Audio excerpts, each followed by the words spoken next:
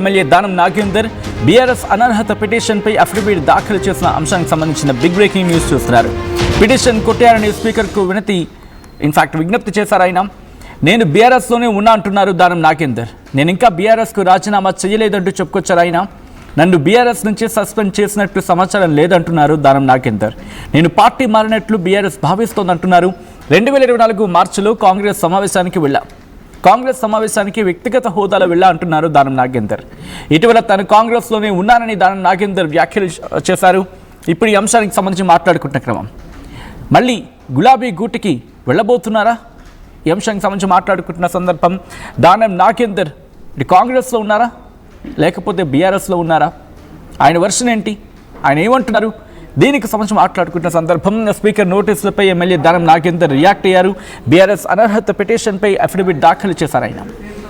Petition కొట్టారని స్పీకర్కు వినతి చేశారు. నేను బీఆర్ఎస్లోనే ఉన్నా అంటున్నారు దానం నాగేందర్. నేను ఇంకా బీఆర్ఎస్కు రాజీనామా చేయలేదంటున్నారు. ఈ క్రమంలో ఇటు దానం నాగేందర్ రియాక్షన్ ఏంటి ఇప్పుడు చూద్దాం.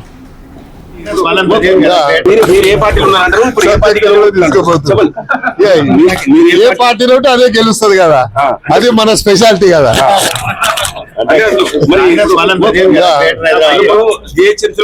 మీరే గెలవాలంటారు. ఏ పార్టీ గెలవాలి? పార్టీ పరంగా కాంగ్రెస్ గెలుస్తుంది కదా, ఇంకెవరు గెలుస్తుంది? వేరే పార్టీ గెలుస్తుందా? ముఖ్యమంత్రి గారు ఇంత బడ్జెట్ ఇచ్చి ఇన్ని అభివృద్ధి చేసిన తర్వాత మళ్ళీ ఏ పార్టీ గెలుస్తుందని నువ్వు తిరకాసు మాటలు ఎందుకు?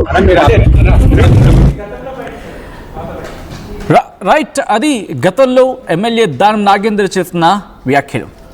ఈ క్రమంలో అసలు ఎంతకీ ఇప్పుడు ఏమంటున్నారు? ఎటువంటి డిస్కషన్ ఉంది? ఆయన సన్నిహితులు ఏమంటున్నారు?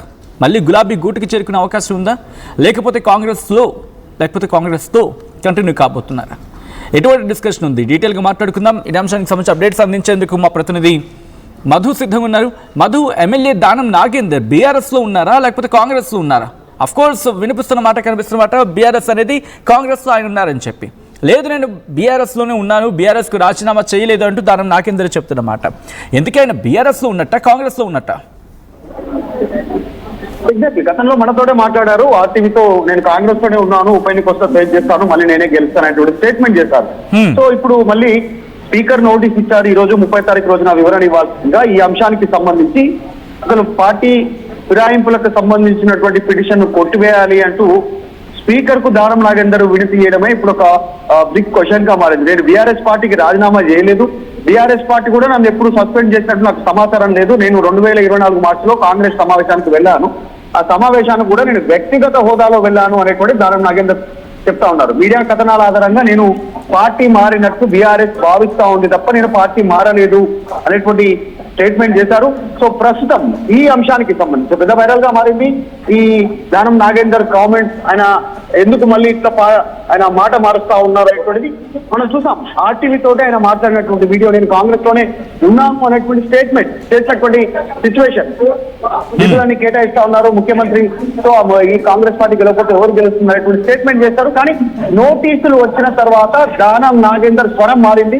ఆయన మరి 30 తారీఖు రోజు హాజరై వివరణ ఇవ్వనున్నారా లేదంటే కంటే ముందు రాజీనామా చేయనున్నారా ఏంటనేటువంటిది చూడాలి. సిచ్యువేషన్ ప్రస్తుతం అయితే దానం వ్యాఖ్యలతో మరోసారి చర్చనీయాంశం అవుతా ఉంది. రైట్, ఎందుకు ఇప్పుడు ఈ మాట వినిపిస్తోంది అనే అంశానికి సంబంధించి దానం నాగేందర్ సన్నిహితులు కావచ్చు, అయితే ఇన్ఫాక్ట్ దానం నాగేందర్ ఏమంటున్నారు? అంటే దానం నాగేందర్ కొద్దిసేపటి క్రితం మాట్లాడుతూ ఆయన నేను వ్యక్తిగత హోదాలో మాత్రమే కాంగ్రెస్ పార్టీకి సంబంధించినటువంటి సమావేశాలకు వెళ్ళాను అనేటువంటి స్టేట్మెంట్ చేస్తా ఉన్నారు. సో నేను పార్టీ ఎక్కడ మారలేదు, పార్టీ నన్ను సస్పెండ్ కూడా చేయలేదు కదా అనేటువంటిది ఆయన చెప్తా ఉన్నారు. చూడాలి మరి ఎందుకు ఆ కోణంలో మాట్లాడారు, రేపు హాజరవుతారా లేదా 30 తారీఖు రోజు అనేటువంటిది కూడా చూడాలి. Alright, thanks for the update Madhu. మొత్తంగా అయితే మాత్రం ఆయన మళ్ళీ బీఆర్ఎస్కి వెళ్ళబోతున్నారా, ఆ మంతనాలు జరుపుతున్నారా? ప్రస్తుతం దీనికి సంబంధించి మాట్లాడుకుంటున్న సందర్భం, దానికి సంబంధించిన బ్రేకింగ్ న్యూస్ చూస్తున్నారు. అయితే కాంగ్రెస్లోనే ఉన్నాను అని చెప్పి గట్టిగా భావం వచ్చేలా, గట్టిగా అర్థం వచ్చేలా గత కొద్ది రోజుల క్రితం ఆయన చేసిన వ్యాఖ్యలు కూడా మళ్ళీ చర్చకు వస్తున్నాయి. Speaker note